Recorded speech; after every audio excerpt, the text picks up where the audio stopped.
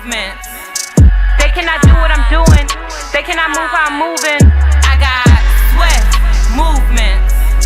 They cannot do what I'm doing. They cannot move how I'm moving. You're Boogie Down, the podcast, and we is back in the building. I'm your host, Shyy with the 2 Y's, ShyBoogie, and I got the one and only. Yeah. DJ Wiz Hoffa in the building. What's up, y'all? HOMETEAM. What's up? Yeah. Lil Body Benz. DJ, that's like you gotta be like DJ, artist, producer. Yeah, DJ, producer, songwriter, A&R. We not gonna be humble today. We not humble today. We not gonna be humble today. Right, period. And that's what we came to motherfucking talk about. That's what we came to talk about. Yo, this is good for you. Thank you. Yeah, I like this. And thank you for coming through. You already know. Hey, babe. Hi, I'm glad to be back. For real. Love your energy again. Thank you for pulling up. I knew you was pulling up. All right. See, team in the fucking building, Batman and Robin. Period. The fuck? I love it. I love y'all. Seriously. We love you back, girl. Thank you. You gonna bring me a gift? My presence is a present. You did it. You didn't understand the assignment from last time. Benzie the artist, so she gotta know how to lock y'all in. I don't gotta do that. Really. You the He said his gift was the the little home team card last time. That was his gift. Period. Nah. Wiz definitely drops a lot of gems, a lot of gifts. I enjoy our conversations together. Appreciate behind the scenes, like we be talking. You be talking. You be talking. That's it. You be talking, but you know what you talking about. And even I would like to think so. Even if people don't agree, because sometimes people, I be like, wait, hold up, wait a minute, wait. He be like, Shyy, hold on, let me finish explaining. And I'm like, But you stand on what you say. Facts. And you go to respect that. So, who is Wiz Hoffa? Where did you grow up? Where are you from? Where did you come from? I'm a kid from Brookyln, New York originally. Brooklyn. But I was raised here in the 518. When did you come in the 518? How did you get? No. We gotta start from Brooklyn. So my parents are both from Brooklyn. Brooklyn, we go hard. We definitely go hard. They got married, had me. Probably stayed down there for like 4 years. So then did me you and grow my parents, up in the music scene? Was your parents in? Yeah, so you've been around for a minute. So I know So we came up here when I was young, but my maternal grandmother, paternal grandmother, all my family was still back in Brooklyn. Mm-hmm. So I was spending all the summers down there and all of that. So I got to see like the culture of hip hop inside the parks. When the DJs came out and the breakers came out, like I got to experience that in New York City and then bring that back up here. Right. Because I used to, tape Red Alert, Marley Marl. Albany was always like slower, a little behind with the music, so I would come up here with all my tapes and be charging niggas to dub them. I'm talking about 9 years old. Like I started rapping. So you was in a park at. So did you? Cause now you. When you first introduced yourself, you introduced yourself as a producer. Mm-hmm. But at 9 years old in Brooklyn, you was not Wiz. I was MCing. Yeah, I was. So you was an artist. Yeah, I was rapping. We was doing ciphers in the schoolyard. Beatboxing, breaking. And you already named some hitters already. So who was you battling back then? At 9 years old in the schoolyard, like who some legends that you probably went to school with? I mean, actually, there's a couple of them. Dizzy Dot, who is a well-known. Sorry, full disclaimer. Sorry, this is real. This is real hip hop we talking about right now. So a few of y'all young heads may not know who we talking about. But I'm gonna need y'all to take out y'all phones or jot some shit down and look up these names and know what the fuck is going on before you try to drop into this shit. Nah, for real. Period. So Dizzy Dot is a well-known videographer, photographer, and you know, we was in the same class together. So when our evolution of hip hop started, we was in the schoolyards beatboxing and rapping. My first time rapping on the stage, Dizzy Dot was one of my beatboxers. You know what I'm saying? So my other guy, Sean Foskey, you know, he was in class with me. A lot of people know who he is. He did some things, but yeah, I mean, I grew up listening to DJ Royal Crush and Swift on the radio, Slam and Shan, you know, rest in peace Slam and Shan, and just hip hop was like in my veins already. Like my parents bought a lot of music. We had a lot of albums in the house, so that's how I kind of caught the DJing bug. Like I was like, when my parents was playing cards and smoking reefer, you had to go to the back. I was changing. I was changing the records. You know what I'm saying? So that's kind of like where the DJing bug kind of started. But my whole family knew, like, yo, he loved music. You know what I'm saying? Right. While y'all was on Dizzy Dot, he shot the drone shots, like some of them aerial shots for the smooth visualizer. Facts. Yeah, so we work with him as well. Fire, yes. Once a legend, always a legend. Definitely gotta always have that. So yeah, he one of the people that could say that, you know what I'm saying, he was there from the beginning. Yeah, you know right. I mean? And those are people that you need that was there from the beginning. For real. Those are people that you need that know you of all aspects. Down, up, mad, happy, angry, like, cause me personally, those are the type of people that I need around me. Like earlier, somebody said about my sister being my assistant. I don't look at it as I'm assistant, but that's my sister. My sister knows me. Like, bringing somebody, and I know myself.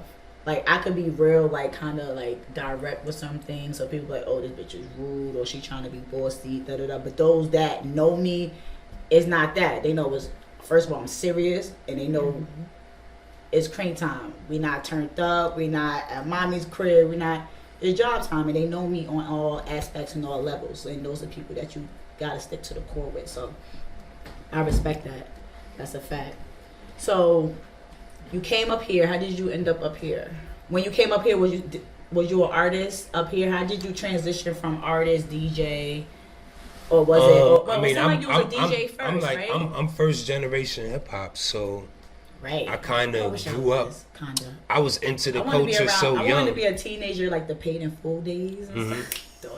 Yeah, I mean, I was into the culture so young. We wanted to know how to do every aspect of it, like from breakdancing to graffiti to rapping to like the whole 5 elements of hip hop. We was doing them all. So, do you remember the first time you fell in love with hip hop? Because I do. Like the first time you was like, "This is what the fuck I'm going." I'ma probably say it would have had to been the Sugar Hill Gang record, Rapper's Delight. My parents had the 12-inch, and I would say like that was really like the first commercial known hip hop record. So I would say it probably started there, but I just loved music. Yeah, I love music. So my pops love Shyy. Like one of my favorite groups to this day is the OJs. You know what I'm saying? Like so, it why? doesn't matter. Just why? I mean, cause the OJs, man. They got timeless records, you know. My father played them a lot, so you know I came up on the OJs, Barry White, Isaac Hayes, Gladys Knight and the Pips, the Jacksons, the Temptations, the Commodores, like right, everybody. So you, like you said, being around since you first generation hip hop, that's just different. That's different. It's different, and it don't matter how old, young, or whatever. It really don't matter what's called genre you're in, because hip hop is everything. It's fashion, it's politics, it's culture, it's pop, it's rock, it's every fucking thing is hip hop. Everything. Everybody. Most of every company of everything makes money off of hip hop in some way and somehow. So being first generation is everything. Like I just said, like I wish I was like a little older growing up in it because I love hip hop. I love the culture. I love my community. Everything. I love the ratchet, the politics, the boss stuff. I love everything. I don't care. I love everything. I love when they fucking had the riot in Albany and broke in everything. I don't care. I love that shit. They ain't bring it to no black-owned company. Yo, Wiz, you know how the Eve gene is from Africa? Mm-hmm. I feel like it's no coincidence that hip-hop is black, period. I'm just saying. It's everything that music originates from hip-hop. Be everywhere. Like, when you travel and you go to other countries. That's the beginning of everything. Like, they might not know English when they come here, but they know the music. Right. They know our artists. They know who we are. They know what we wear. They know our culture. Yeah, we influence the world. The world. Yeah. Who the fuck would have thought? Did you, being first generation, did you think that like hip hop would still be here? I didn't really know where it would be. Because I watched a lot of documentaries. It was really this little, little, trying to end this shit. You know, like, this is I mean, it was really this like taboo thing that cool people knew about, and so you know, it wasn't really accessible like that. You had to wait till a certain time to hear it on the radio. You know what I mean? Stay up late, have your tape deck ready to record. You know, it wasn't like you go outside in your car at any random time and a hip hop song is playing on the radio. Like, you know what I'm saying? I had to grow into that. So your parents wasn't like, I don't know, like, you know, some people got parents that don't understand or be like, you want to be what and what? They didn't know. Yeah, they didn't know. Yeah, I mean, because we were first generation, right? Our parents didn't really know where it was going, and then you know you had the media and you had the government. Dangerous. You had the government trying to paint hip hop a certain way, and that's what was getting publicized. So you know, a lot of parents were nervous about hip hop. They didn't really know, you know, the type of influence and effect that it could have. But you know, I used to listen to my NWA. I used to have to sneak and listen to it, but you know what I mean, like it was, you know, it ain't never. I started to sneak and listen. Who was it? Was it the Remy Ma? I forgot what Remy Ma song it was, and she was just talking a little spicy, crazy, but that was my shit.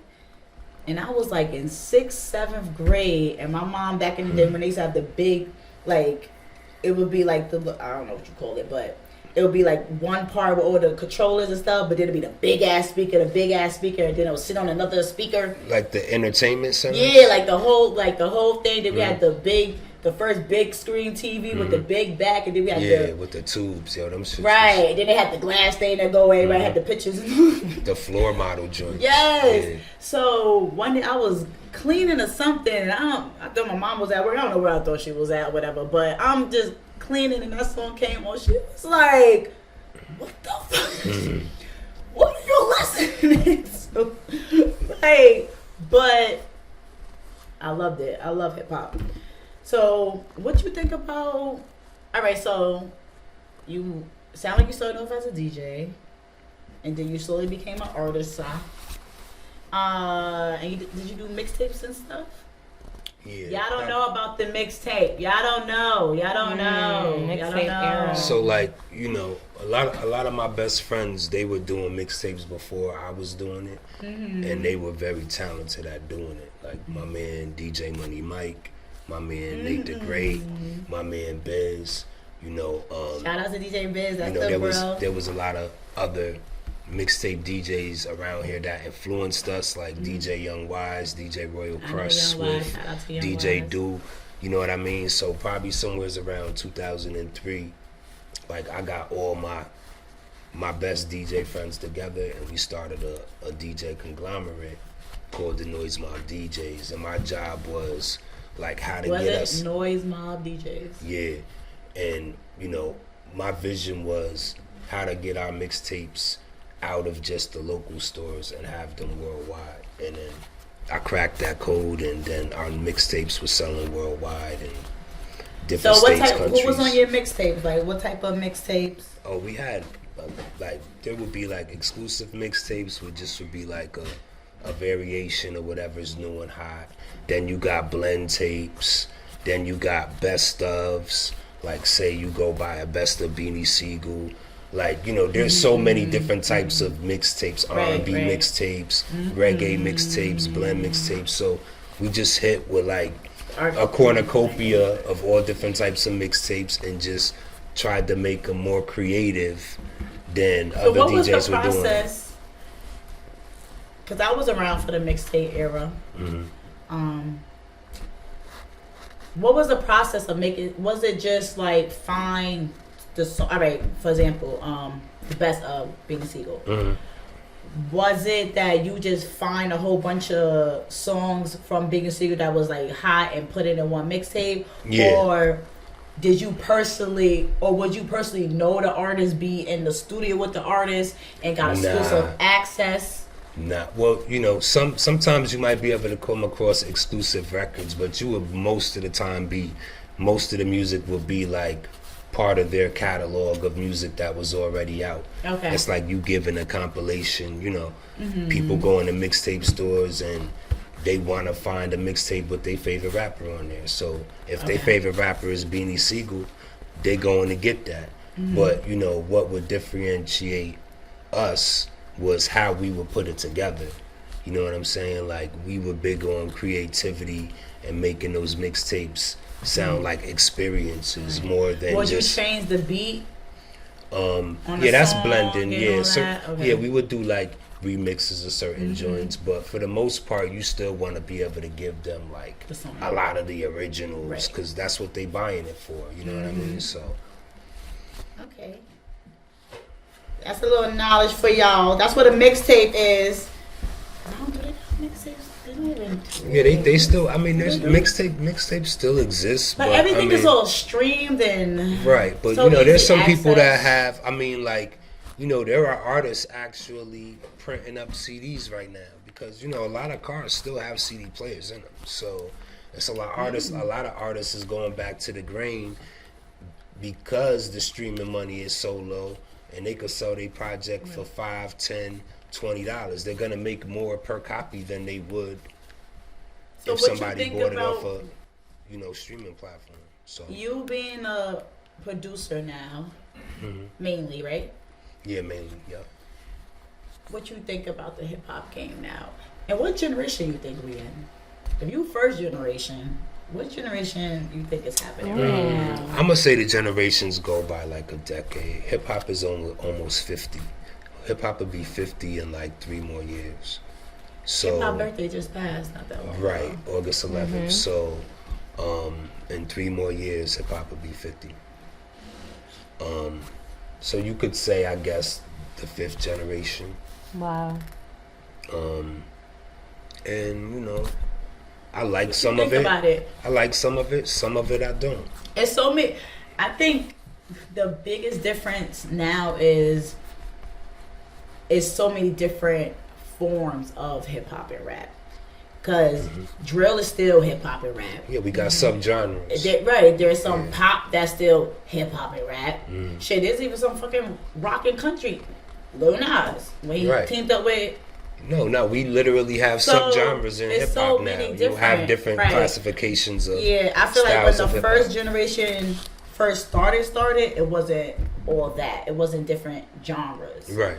And that's why it was so political and dangerous and everything else because it was something totally different and new. But then eventually, you know, you end up getting like the hardcore rap from NWA and Ice-T and and then you got on the East Coast and you get Biggie, like he would like the storytell, like he was still storytelling. So hip hop started as a thing where you know hip hop started as a thing where the MC was just boasting about how nice he was, and it was really like a lot more party orientated. Like let's have a good time. The MC is on the mic, hype the crowd out type stuff, and then people started eventually talking about subjects and topics and real life and you know growing up in their neighborhoods. So it turned from something a little less serious to something that could be taken very serious. Very serious. You know what I'm saying? And that's how I think it started becoming a little like political, because we started telling the world about what's really going on in our neighborhoods and how we really deal with politics and, you know, how we really... And we've been had that, but just not from an aggressive standpoint. You know, Marvin Gaye was making records called What's Going On, and they was talking about stuff that was going Michael on Jackson, in the culture. So, you know, Yeah. even in the 70s, What's Going On came out. So, I mean, we were talking about issues now, but hip hop presented them in a totally different way. You know what I mean? Like, this is the angry person from the hood. Yeah, right. Yeah, right. Belly of the beast. For real. As a producer, and you got your dream team right now. Home Team 518. Facts. You know what I mean? We got Kobe right here. Lil Body Benz. You know what I mean? Starting point. Facts. Safely to say. Shout out to the whole team, but respectfully, it's always that one that kicks the door down and bring the whole team. And we talked about that on your... Hey, that's for the people the to podcast determine. That's for the people to determine. Didn't I just say we're not being humble today? I'm just saying, that's for the people to determine. Now I'm ready to be that. This is why I call you... Wait, what's the guy with Jay-Z again? The Biggs. Biggs, like the right. quiet in the background. This is why you Biggs. And I'm Damon Dash. You want to be Dame? Word, Wiz But I'm humbly hit that great. beat, though. He humbly great, respectfully. We're not gonna break up. You could be Dame. I love Damon. You gonna walk in the offices and how you gonna have a meeting without me? Start throwing chairs. Anybody but God. All that. Anybody but God. Never got it. Never got it. All that. I'm gonna do all that. That's a fact. I ain't gonna hit you with the jail.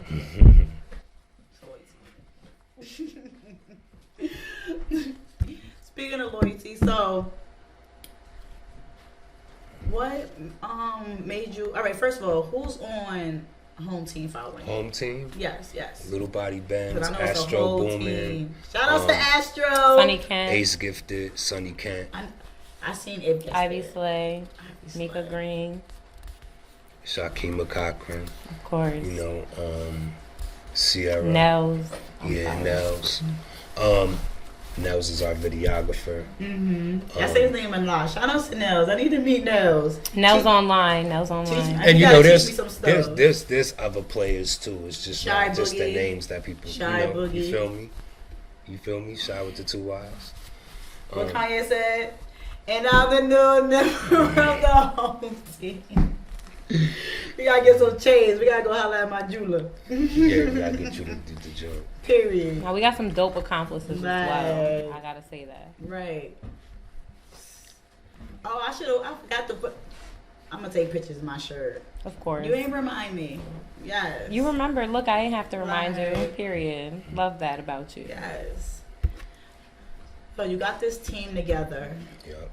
Home Team 518.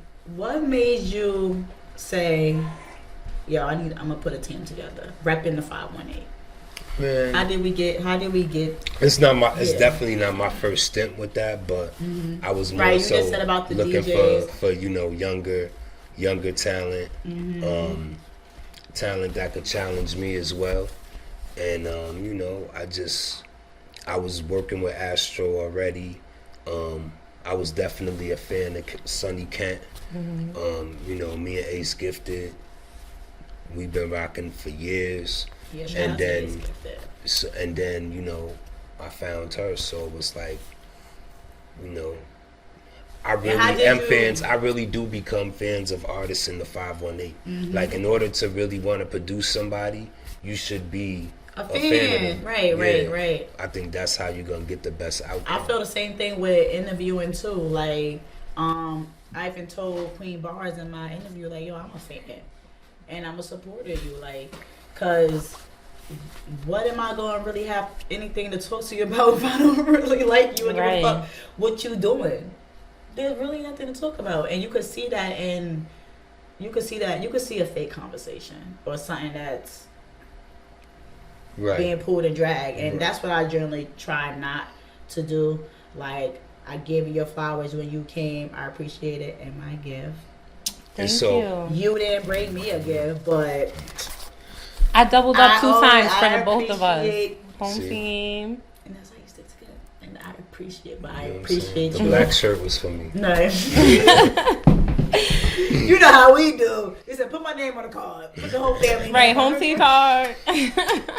So every one of them was already kind of standing next to me already, though. Right. So it was just at some point, I decided to let's make this a conglomerate. You know what I'm saying? That's cool. So, and an artist, for you to take on an artist, what do you look for? Talent, hard work, dedication, the look, the image, songwriting abilities, star power, you know, delivery. You know, some things are technical and some things are more, you know, marketing, but a good combination of all those things. And whatever, you know, an artist is lacking in, that's where I really come in with, you know, the artist development Right. side of things. So what if you get an what if you get an artist, boom, your artist, they done worked on a song for 2-3 days, but then they sing you the song and you like, yo, the chorus, you need to change that or flip that last verse, scratch that whole thing, you need to go back and do that.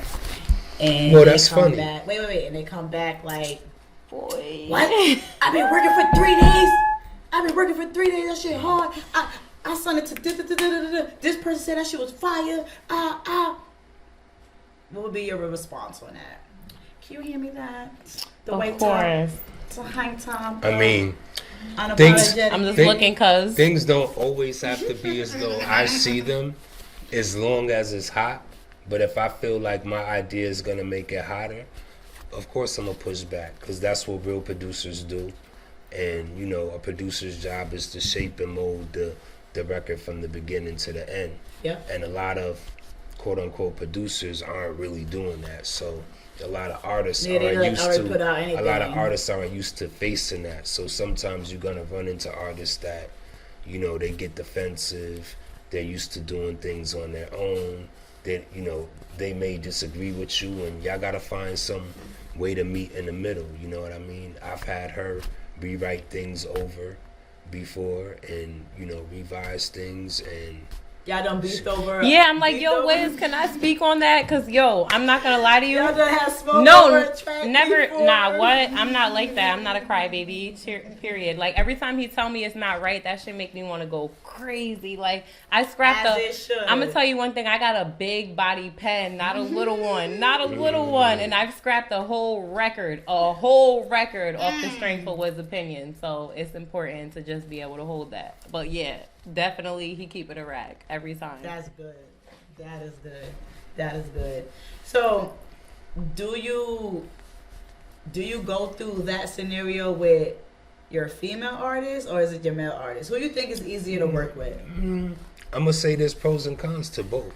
And what are they? What's the pros of working with male artists?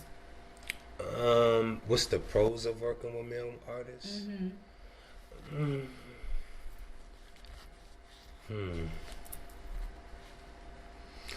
Male artists tend to be willing to invest in their craft more.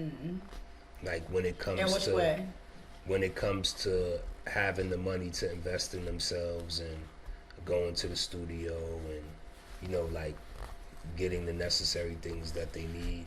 You know, I found throughout time that, you know, a lot of women that I have known, they just, you know, they made it by off good looks and talent. You know what I mean? They didn't really know what it was like to be a full-time investor in themselves. Like studio time would just, yo, I got free studio time here.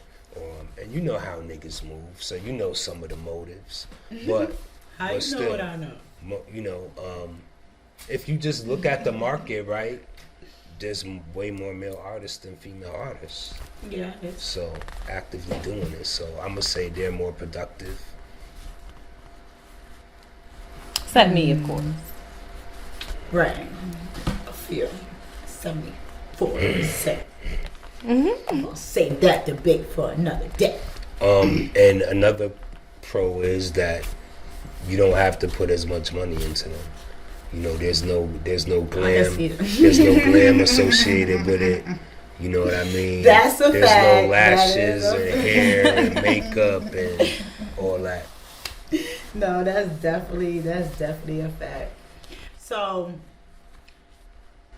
and another thing with females, how do you deal? And you kind of speak probably about this a little bit. How do you deal with the drama? I feel like female artists have a lot of drama, and that's what stops them from. That's why I fuck with her, because there's no drama. You know what I mean? Like what? Yeah, she literally, you know, she get it. She understand. But what would you tell your artist? Like, all right, let me set the scenario. Like, your artist do something, or you got a great artist, and another artist is not succeeding as much as the other. Don't matter behind the scenes, because that artist worked harder, blah blah blah blah blah blah. You know, because a lot of outside looking in or whatever, especially with this whole social media thing.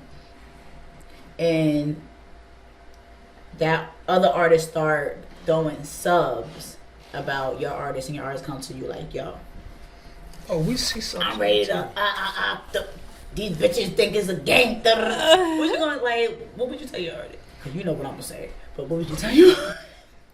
I mean, you gotta just show and prove, man. You could say whatever you want to say. Like, we speak. That's the thing, man. We do less talking and more working. Like, at the end of the day, all that chatter don't mean nothing if you know you're not producing. So, like, I only pay attention to people that's gonna produce. If you don't produce, then what you say is irrelevant. Right. We never let them see us sweat. Like, not on home team. Never. All right, but what if it was the other way around? What if she wanted to bite somebody head? No, not her at all. I'm just saying an artist, period. Because then if you have more than you can have more artists. If your artist comes to you and feel like, you know, they're like, if your artist comes to you and feel like they're like under pressure, like, yo, I feel like this girl is like, I used to be that, and now everything is over here, and I feel like I gotta do this. Like, I need to get back. Like, what would you tell your artist? Like, what would you sit down and let her know, or him know? Because it don't matter. If they're feeling like what are they feeling like insecure about their position? Or? Right. Because let me say, in a small example, like when the whole thing when Cardi B came with Nicki Minaj. I'm pretty sure there was some conversations that Nicki was going back to her team like, yo, this bitch Cardi B. You feel me? Yeah. So, well, that's the thing about the game, particularly with female artists, is that whenever, you know, the history of female MCs is always so... Artist period. Yeah, but it's more within that realm, because within the female realm, it's like there can only be one. And then whoever comes after that, they're automatically gonna put her against that person. Where with the male game, there's so many real male rappers that's less likely to happen. But because there's a limited amount of females, when females are coming up, it's more noticeable. So it's like more of a magnifying glass put on the situation. Like, oh, she coming for you. Oh, she coming for you. You know. And it be a lot of times the entourages and the fans that create that. A lot. I was gonna say that. Yeah. It's definitely those outside people. But either which way, we ultra competitive. So like whoever feels like they competitive, do what you gotta do. I don't think there's anybody more competitive than me. Fight you know what I'm saying? So, on baby. You know. But go ahead. Right. And I feel like that's not bragging. That's not taking shots. If you in this industry of you're not the first or the only, you should feel that way. Like, y'all is not fucking with me. Period. At all. I'm the best in here. Like, y'all not fucking. I don't care what you do, what your team do, what you did. I mean, hip hop from the beginning was like a machismo sport. So hip hop is based off of saying I'm the best. So nobody should ever be mad if somebody else claims they're the best. But you do have to prove it if you claiming it. So who's your... All right, because you wear a lot of hats. So we got to go through a lot of hats. First hat. Who's your favorite, not including Benzie? Matter of fact, not including nobody in the home team. Okay. Who's your favorite 518 artist? Or not even favorite, like you feel like, alright, cool. Who's my top 3. 518 artists? 3. And it's not no particular. You don't even. It's Nobody, not no particular order. Nobody on home team. No. Can't make it that easy. I'm gonna say, I love Avery Coffin. Okay.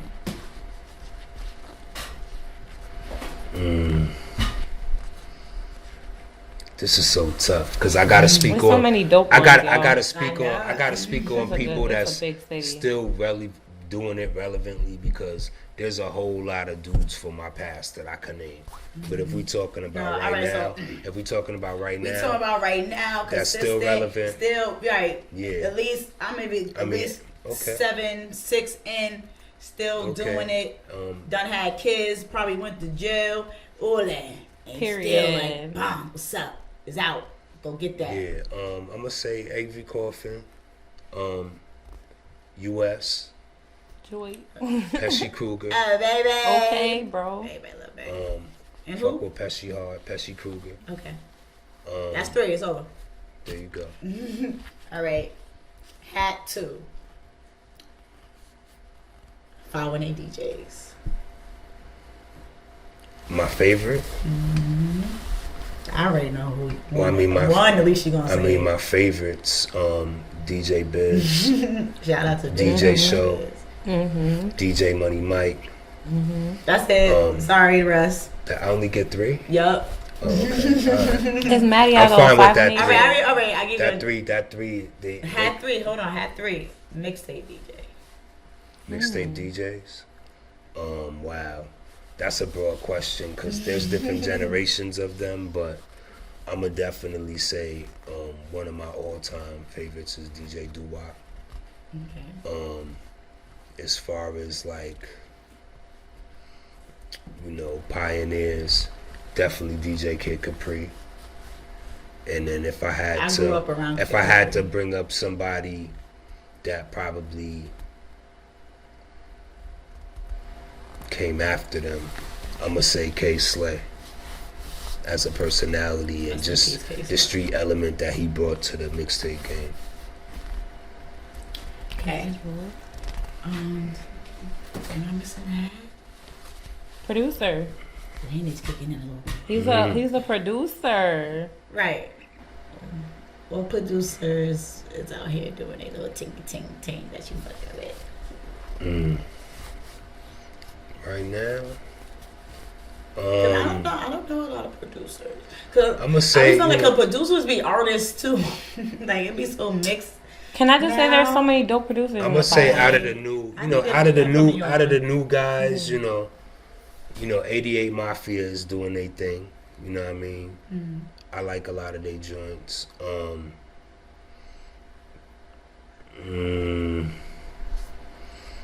I love the Justice League. They've done a lot of work on Rick Ross albums. Phenomenal dudes.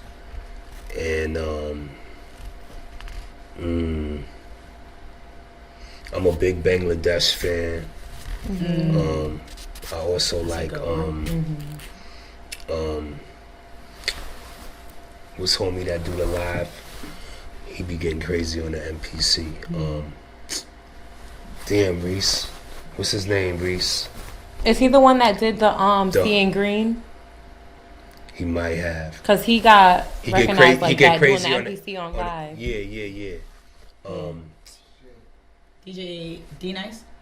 Nah. I don't know his name. I'm not gonna lie. A-Rab Music. I love A-Rab Music. He's a beast. What about the party DJs? Party DJs? Little young party. I'm gonna say right now, like top 5 is probably still. Shout outs to top 1, DJ my Show, brother, DJ Show, DJ TGIF. Yeah, TGIF. Shout out to Show too. Show from the Bronx. That's DJ Ketchup. I love Ketchup. DJ Biz. Biz, Bully. I like Bully too. Well, I'm gonna say, yeah. He gets you twerking, Bully. I like Bully. Just Main Event Live. Showbiz Live. That's a conglomerate. Who's in Showbiz Live? Showbiz and Main Event Live. That's the light skin guy. I know Showbiz. I know Showbiz. Shout out to Showbiz. He cool as well. I know him. He did a lot of shit with the radio station and stuff. All right, Wiz. So I need you to leave us with some gems. Leave the artist. You gotta ask me the right question. What would you tell? Well, I always ask the right question. What advice would I give? Nope. Don't be trying to read my mind. Too cliche. I think it's probably gonna be cliche anyway. So what? I'm saying it. No, but for those artists that want to, number one, for those artists that feel like they could do it by themselves, because if clearly you can't, you need a team. You need somebody. Even if you're the person that's doing majority of the work, and even if you're the person that's up when everybody else is sleeping, when those people wake up, you still gonna need their assistance. Like, so you need a team, don't matter what. It don't matter how big or how small, you still need somebody to help you. So what advice would you give those people that feel like they don't need a team, but want to be at the next level? Like, they already do videos, they already on social media, they already do songs with other people. Okay. What advice would you give artists? You could. A lot of artists say, oh, I do this without a team. When that probably be half false. Like, you probably have a team around you already, but you're not looking at them as a team. But they're the people that's always there, the people that's always holding you down. You know what I mean? Even the people that you have to pay, they're still part of your team. So I think, through the journey of whatever you're trying to build, you got to figure out, who's the right people to be around you and who's good at some of the things that you need. And as far as like management, because a lot of artists think they need managers, you don't really need a manager until like your career is so busy that you can't keep up with it. Like, so what artists that don't right now too much have like a team, or maybe just two people, that's not even starting out, but just have two people and kind of doing what they're supposed to do, what else should they do if they come to you or be like, it's not working? It's a gradual process. I mean, to find all the right pieces and elements to the puzzle, sometimes that could really take years, but it depends how aggressively that you're really trying to find, said person as well. But generally, I think, for what we're doing, I'm just able to see things a little bigger than a lot of other people. So I wanted to add elements that could help add to the image of, of my artist, because I think like that's where a lot of artists are lacking. Like, they may have the good records, they may have the talent, they may have the personality, but the way they are marketed is not good. And marketing is like one of the most important pieces to gaining people's attention. So, if you're good, if you're dope, but you're not marketed well, that could put you at a disadvantage. And so I would tell artists, one of the big things that I told her is, you don't always have to take every opportunity. You know what I mean? You have to look at yourself as a brand, and there's gonna be a lot of people that's gonna offer you opportunities, but you gotta know when to turn down opportunities too, because if it's not a good look for your brand, then you shouldn't be doing it. And a lot of artists they just want to work so hard and show that they're working, that they don't realize they should be more picky and choosy about what they do or what they attach themselves to. And even the people that come to you, you got to take a hard look at their brands, because guess what? If they don't care about their brand, they're not going to care about yours. So, you know. Yep. My mom used to say, a motherfucker that ain't never earned nothing, they not gonna know how to take care of nothing, so they ain't gonna appreciate your shit. They ain't never earned shit. Right, and people will be like, you know, oh, such and such is getting Hollywood, or they think they whatever. You always have the right. You always have the. Right. You always have the choice to make when it comes to your brand and what you want to do and not do. And if it's not a good look, I advise that you not do it. But that's a fact. I'm telling niggas right now, when this shit go out, I already know all my cousins. You can't. I know all my cousins, and the plans was already motherfucking set, and I already been acting motherfucking bougie and don't like niggas next to me anyway. So I don't want to hear that. Period. Before that. But the money gonna change me, nigga. You can't get next to me. Promise she crazy. You can't get next to me, nigga. What motherfucking Denzel said in that movie? They said, "Cough, you call Frank, talk to Frank, you talk to me." Period. Tell your people, call my people. Period. Thank you for coming through, Wiz Hoffa. Oh, but so with all that shit that you was just talking, and I told you we wasn't being humble today. Okay. Let the fucking people know who the fuck you is for you to even be dropping these motherfucking juice. Lay out that DJ Wiz motherfucking Hoffa, producer, resume. MC, songwriter, engineer, artist developer, A&R. Like, I just wear a lot of hats. I've been doing this for a long time. 2007. First generation hip hop. 2007 Justo Mixtape Award winner. 2005 Southern Entertainment Awards winner. Period. You know, I've been in a few national publications. I've done a few things. 2020 Hot 99 won Producer of the Year. I ain't get my plaque because of the pandemic. I'm still tight about that. But what up, Prince? You ain't get it? You ain't get it? I got you. I'm gonna hit up Supreme. Man, no, I got you. Word, act like you know. I got you. We're gonna figure something out. But yeah, so you know, I've been out here, but it's all about Lil Body right now. Right. That's what we doing. That's what the fuck is going on. So let the folks know where they can find you. If somebody want some of your knowledge, want to jump on the motherfucking team, let them know where they can Instagram, find you. I'm at Wiz Hoffa. That's WIZHOFFA. On Facebook is DJ Wiz Hoffa. You know what I'm saying? And I got my digital business card on all my sites, and you can find all the other places you can find me. Home team. Yeah. So, period. Thank you for coming through. Thank you for sliding through again. It was good. I hope your show go up. We'll be back in like 6 months, because after this next run, we'll be back. Y'all it's gonna be a lot to tell y'all. Y'all definitely always welcome here, and I'm pretty sure I'm gonna see y'all outside and all that. And I wish y'all all the best. I wish you all greatness and everything else. And thank you for just coming through, chatting with me. And all that, dropping jewels for the people is say the word, folks. And that's what Beast, you better hold my girl down, man. This is you know what I'm saying? This is good look for her. For me. So that's a wrap. Boogie Down, the podcast. Make sure you go like, comment, subscribe. Heavy on the share.